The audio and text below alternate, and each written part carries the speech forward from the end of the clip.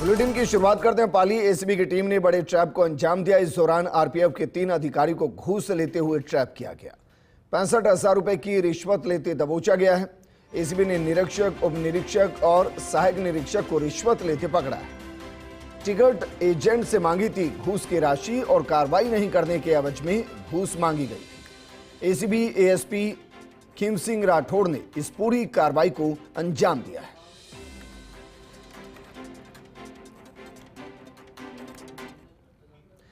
प्रदेश की भजनलाल सरकार का पेयजल प्रबंधन पर पूरा फोकस है। सरकार अब रामगढ़ की राह में अटके रोड़े हटवाने में जुट गई है।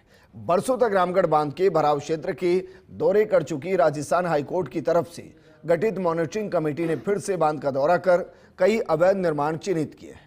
कमेटी ने यह भी माना है कि बांध की राह में अवैध अतिक्रमण हो गए हैं, लेकिन जिम्मेदारों ने कोई खोज खबर तक नहीं ली। ये रिपोर्ट देखिए। कभी जयपुर के प्यास बुझाने वाला रामगढ़ बांध आज खुद ही पानी को तरस रहा है। रामगढ़ बांध के बहाव क्षेत्र में लगातार बढ़ते अतिक्रमण ने बांध का गला घोट दिया। सूबे के मुखिया भजनलाल शर्मा ने बांध की राह को फिर से सुगम बनाने का जिम्मा लिया है। पिछले 2 दिन से राजस्थान हाईकोर्ट की ओर से गठित मॉनिटरिंग कमेटी बांध का निरीक्षण कर रही है। बांध के भराव क्षेत्र में अवैध अतिक्रमण देख कमेटी ने जिम्मेदार अधिकारियों पर कड़ी नाराजगी जाहिर की और कहा कि यदि लगातार देखरेख होती तो अतिक्रमण नहीं हो पाते। कमेटी सदस्य अधिवक्ता वीरेंद्र डांगी ने 2 दिन से लगातार कई किलोमीटर तक घूमकर देखा कि आखिर बांध की राह को कहां रोका गया है। वर्ष 1903 में बनाया गया रामगढ़ बांध। बांध की भराव क्षमता 2.65 टीएमसी। 2005 तक बांध से जयपुर को मिला पेयजल। बहाव क्षेत्र में अतिक्रमण के बाद 2006 में नहीं भरा बांध। वर्ष 2011 में बनी हाई कोर्ट मॉनिटरिंग कमेटी की रिपोर्ट पर हटवाए गए अवैध अतिक्रमण। 2016 में हुई थी बांध में पानी की आवक। 8 साल में बांध में किया जा रहा पानी का इंतजार। अब हाई कोर्ट मॉनिटरिंग कमेटी पहुंची बांध का निरीक्षण करने। पूर्वी राजस्थान नहर परियोजना के तहत भरा जाएगा रामगढ़ बांध। इसरदा बांध से लाया जाएगा रामगढ़ बांध में पानी। रामगढ़ तक पानी लाने की योजना पर खर्च होंगे 1250 करोड़ रुपए। बांध तक पानी लाने का काम 2027 तक करना होगा पूरा। रामगढ़ में इसरदा से अधिशेष रहा 1.95 टीएमसी पानी डाला जाएगा। कमेटी सदस्यों ने बांध के बहाव क्षेत्र में निरीक्षण के दौरान मौके पर कई बीघा में बने रिसोर्ट को देखकर अधिकारियों के इसके फ्लो बैक की स्थिति देखने के निर्देश दिए। ताला में मेन रोड पर पीडब्ल्यूडी की ओर से पाइपलाइन नहीं डालने पर कमेटी ने पाइप डालने के भी निर्देश दिए ताकि पानी बांध तक पहुंच सके। उधर ताला से रामगढ़ तक करीब 17 किलोमीटर तक पूर्व में खोदी गई ड्रेंच बंद मिली। कमेटी ने उसे फिर से खोदने के निर्देश दिए। निरीक्षण के दौरान जगह जगह मिले फार्म हाउस की जांच के आदेश भी दिए गए और अब कमेटी 2 दिन के निरीक्षण की रिपोर्ट बनाकर हाईकोर्ट में पेश करेगी। प्रदेश में ईआरसीपी और यमुना जल जैसे समझौतों को अमली जामा पहनाने वाली भजनलाल सरकार अब रामगढ़ के रोड़े हटाने में जुट गई है। 2 दिन से हाईकोर्ट द्वारा गठित मॉनिटरिंग कमेटी रामगढ़ के उन रास्तों को देख रही है जहां से पानी रामगढ़ आया करता था। वर्ष 2011 में गठित यह कमेटी 25वां दौरा कर रही है, जिसके तहत देखा जा रहा है कि आखिरकार लगातार हो रहे अतिक्रमण क्या अधिकारियों की मिलीभगत से हो रहे हैं, जिम्मेदार कितने सचेत हैं। बहरहाल आज मॉनिटरिंग कमेटी ने रामगढ़ के उद्गम स्थल तक दौरा किया और रास्ते में आने वाले तमाम अतिक्रमणों को चिन्हित करा और जिम्मेदारों को निर्देश दिए हैं कि यह रोड़े साफ होने चाहिए। इसी के बीच कमेटी एक रिपोर्ट बनाकर हाई कोर्ट को भी सौंपेगी। ऐसे में सरकार की पहल से लगता है कि रामगढ़ के दिन फिरेंगे और एक बार फिर से जयपुर वासियों को रामगढ़ का पानी मिल पाएगा। कैमरामैन नरेंद्र के साथ Vinod Singh Chauhan, First India news, Jaipur. आचार संहिता के बाद भजनलाल सरकार की पहली कैबिनेट और मंत्री परिषद की बैठक होगी। इसमें सरकार विधानसभा के बजट सत्र में अपने विधायी कार्यों का अनुमोदन करेगी। इसके साथ ही भूमि आवंटन से जुड़े नीतिगत मुद्दों को लेकर भी फैसला करेगी। इसमें इन्वेस्टमेंट राजस्थान की तिथि का भी निर्धारण हो सकता है। साथ ही यह तय होगा कि सरकार इस सत्र में कितने बिल लाएगी। कैबिनेट की बैठक दोपहर 12 बजे और मंत्रिपरिषद की बैठक दोपहर 12:30 बजे होगी। प्रदेश में सरकारी स्कूलों और कॉलेजों के नाम तय करने के लिए अब एक निश्चित गाइडलाइन बनेगी ताकि इसका कोई राजनीतिक लाभ न उठाया जा सके। पिछली सरकार के कामकाज की समीक्षा के लिए बनी कैबिनेट सब कमेटी ने इस बारे में शिक्षा और उच्च शिक्षा विभाग को निर्देश दिए हैं। चिकित्सा मंत्री गजेंद्र सिंह खिमसर की अध्यक्षता में बनी कमेटी की बैठक हुई। इसमें शिक्षा विभाग और कार्मिक विभाग में पिछली सरकार के समय किए गए निर्णयों की समीक्षा की गई। गजेंद्र सिंह खिमसर ने कहा कि हमने ये पाया कि पिछली सरकार ने स्कूल और कॉलेजों के नाम आचार संहिता लागू होने से पहले तय किए और ज्यादातर मामलों में ये राजनीतिक दृष्टि से तय किए गए ताकि चुनाव में उसका फायदा उठाया जा सके। वहीं विधि एवं संसदीय कार्य मंत्री जोगाराम पटेल ने कहा कि पिछली सरकार ने मनमर्जी से काम किया।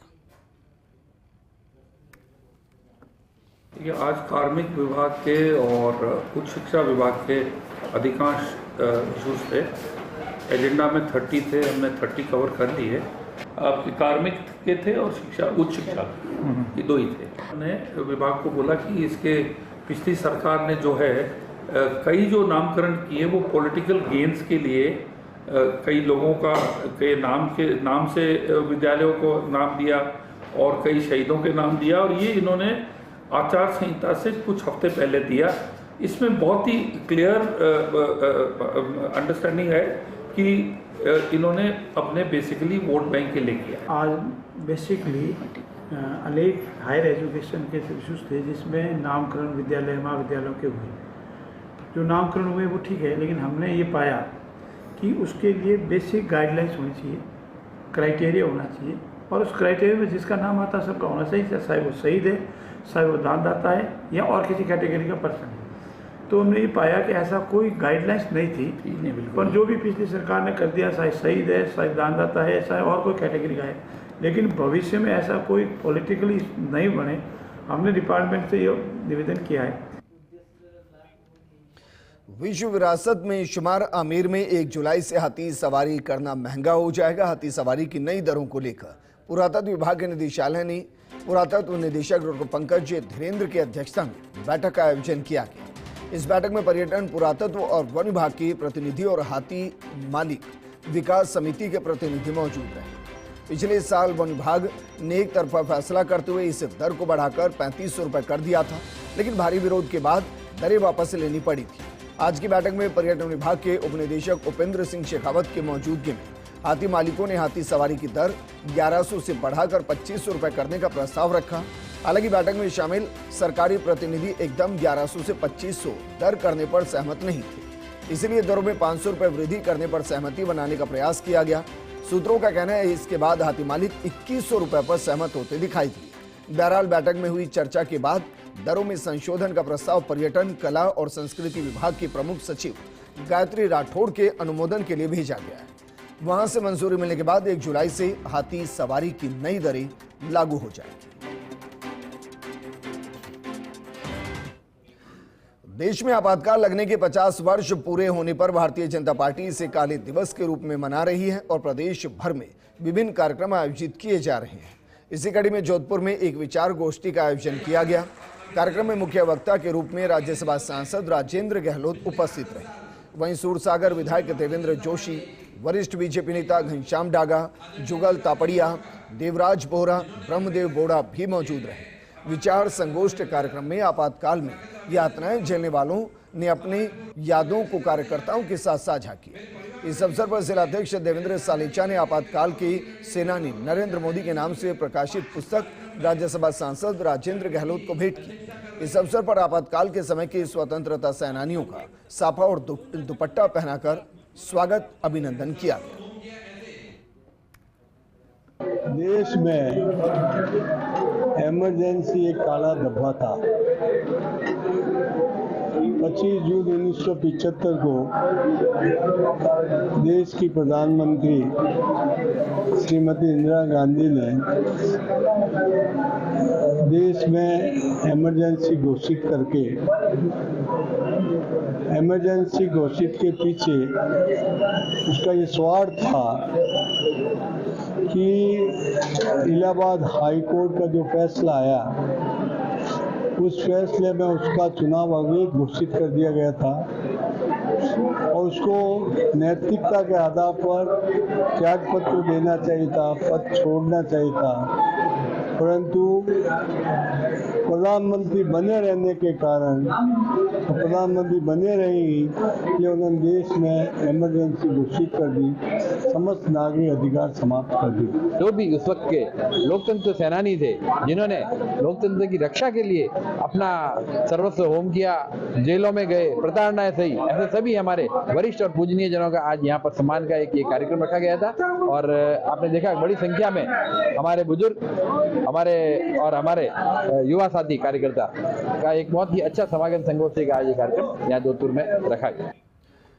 उदयपुर नगर विकास प्राधिकरण की साधारण सभा और बजट बैठक प्राधिकरण अध्यक्ष और संभागीय आयुक्त राजेंद्र भट्ट की अध्यक्षता में संपन्न हुई।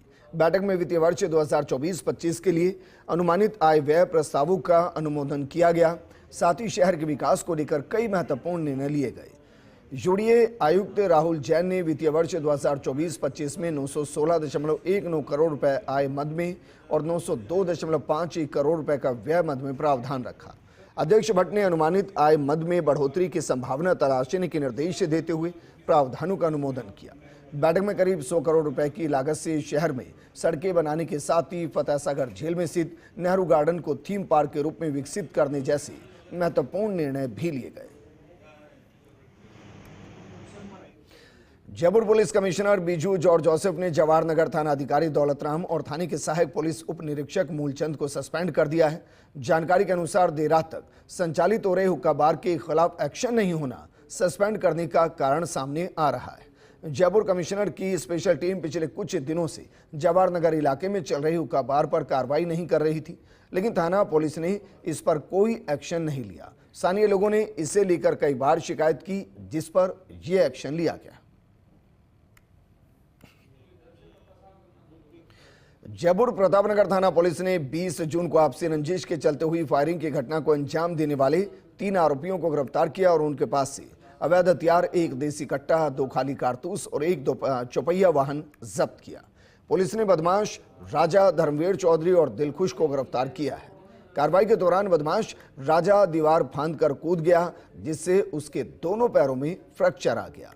पुलिस से जानकारी में सामने आए कि पीड़ित राजन शर्मा और आरोपी रवि उर्फ राजा जांगिड़ आपस में दोस्त थे, जो सपोटरा करौली के रहने वाले हैं, जिनमें गांव में आपस में रंजिश है और इसी के चलते बदमाश ने आपसी साथियों के साथ मिलकर राजन पर फायरिंग कर दी।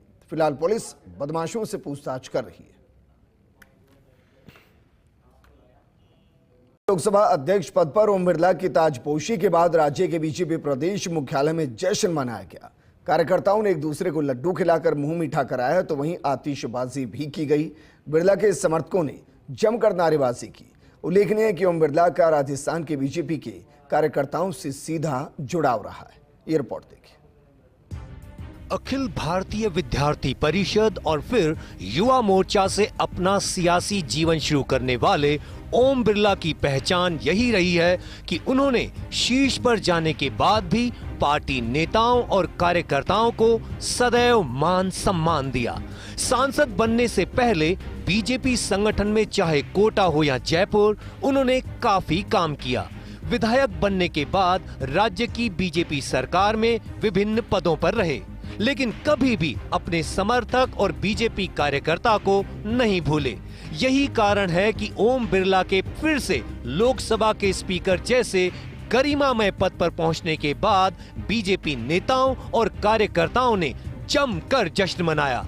बीजेपी प्रदेश मुख्यालय पर आतिशबाजी कर मिठाई बांटी गई और लड्डू खिलाकर कार्यकर्ताओं ने एक दूसरे का मुंह मीठा कराया।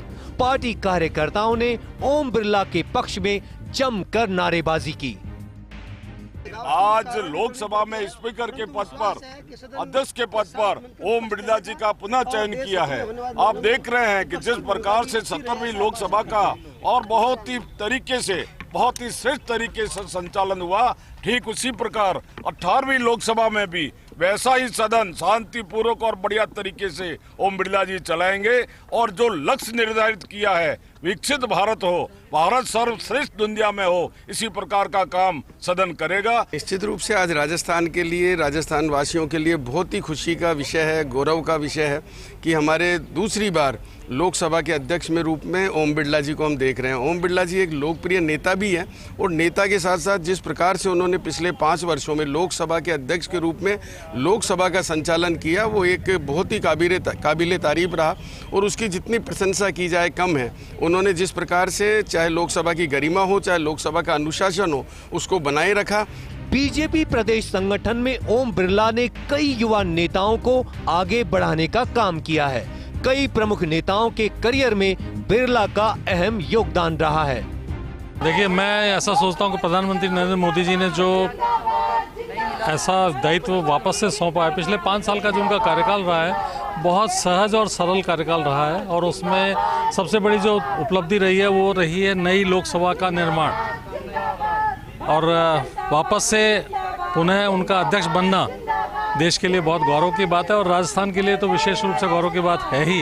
राजस्थान के कार्यकर्ता आज बहुत ही उत्साहित है और बहुत ही प्रसन्न है और इसलिए राजस्थान भारतीय जनता पार्टी की ओर से मैं सबसे पहले आदरणीय प्रधानमंत्री जी का आभार व्यक्त करता हूं कि राजस्थान के ओम बिरला जी को उन्होंने 18वीं लोकसभा का अध्यक्ष फिर से बनाया है।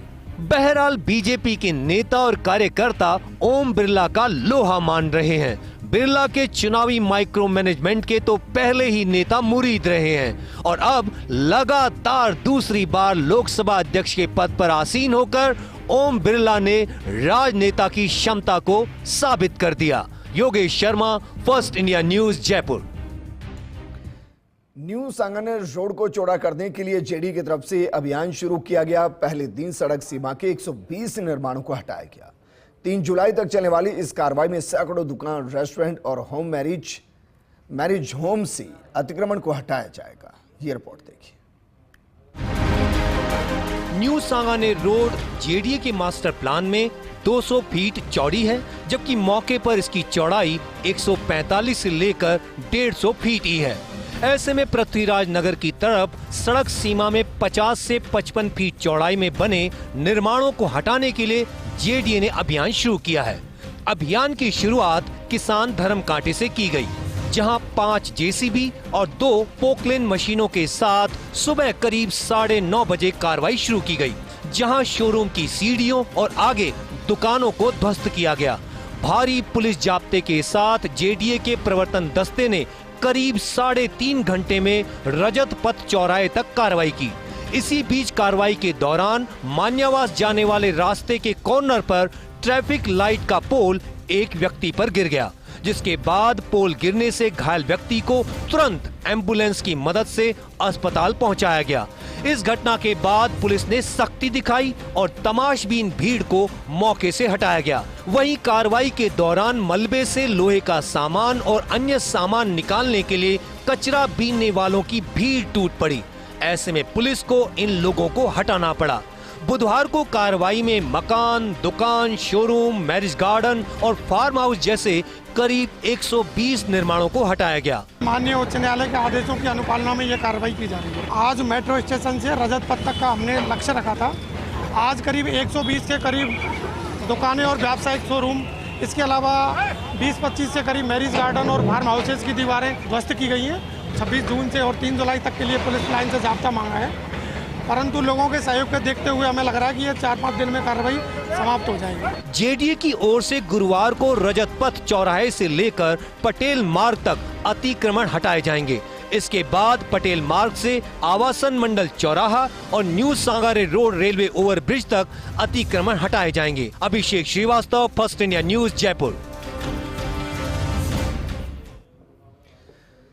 प्रदेश में मानसून के आगमन के साथ ही एसडीआरएफ ने अलर्टनेस दिखाते हुए मोर्चा संभाल लिया है। प्रदेश भर में भारी बारिश, बाढ़ या आपदा की स्थिति में लोगों की मदद के लिए तत्पर एसडीआरएफ ने मोर्चा संभाल लिया है।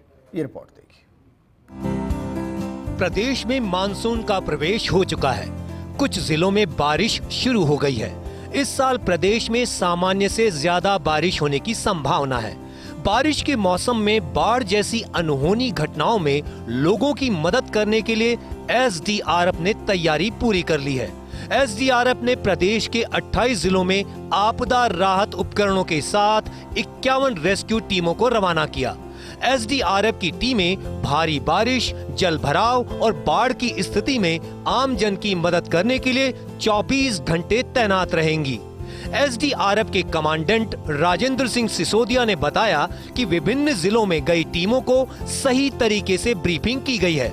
टीमों का प्रयास रहेगा कि भारी बारिश या बाढ़ जैसी स्थिति में लोगों की ज्यादा से ज्यादा मदद की जा सके।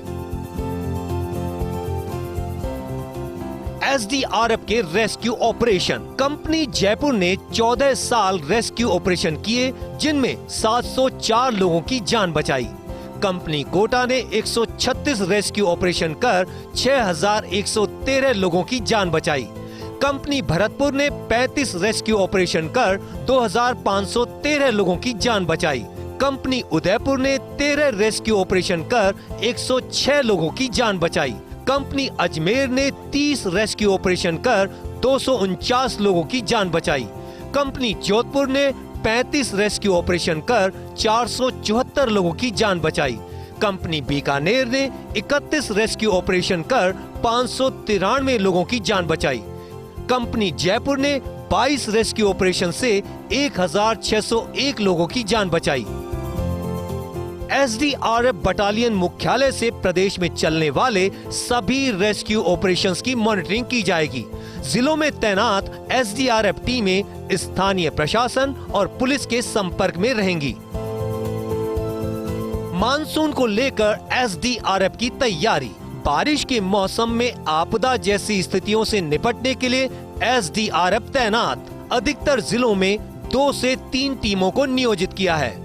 रेस्क्यू ऑपरेशन से संबंधित सभी अत्याधुनिक उपकरण मौजूद हैं। अगर किसी जिले में बाढ़ या बाढ़ जैसे हालात पैदा होते हैं तो मौके पर तुरंत एसडीआरएफ की टीमों की संख्या बढ़ाई जाएगी। एसडीआरएफ के कमांडेंट राजेंद्र सिंह सिसोदिया ने बताया, साल 2018 से 2024 तक एसडीआरएफ ने बाढ़ आपदाओं के दौरान 316 रेस्क्यू ऑपरेशन चलाए, जिनमें 12,500 से अधिक लोगों की जान बचाई है। हर साल बारिश के मौसम में जल भराव या बांधों से अधिक पानी छोड़े जाने के कारण कई लोग अपनी जान गंवा देते हैं। कई लोगों की जान बचाने में एसडीआरएफ की टीमें महत्वपूर्ण भूमिका निभा रही हैं। उम्मीद है कि इस साल मानसून सीजन में भी एसडीआरएफ की टीमें आपदा की स्थिति में आम जन की मदद कर जिंदगी बचाएंगी। राजस्थान के कई इलाकों में हर बार मानसून के सीजन में जल भराव और बाढ़ जैसी स्थिति के कारण कई लोग अपनी जान गंवा देते हैं। ऐसे लोगों की मदद के लिए हर बार की तरह इस बार भी एसडीआरएफ पूरी तरह से सतर्क है और एसडीआरएफ की टीम की कोशिश है कि राजस्थान में कहीं भी मानसून के सीजन में अगर आपदा की स्थिति हो तो जल्दी से जल्दी लोगों की मदद की जाए। कैमरामैन सुरेंद्र के साथ Shivendra Pratap Singh Parmar, first India news, Jaipur. इस बुलेटिन में फिलहाल इतना ही, लेकिन आप बने रहिए फर्स्ट इंडिया न्यूज के साथ, क्योंकि खबरों का सिलसिला लगातार जारी है। नमस्कार।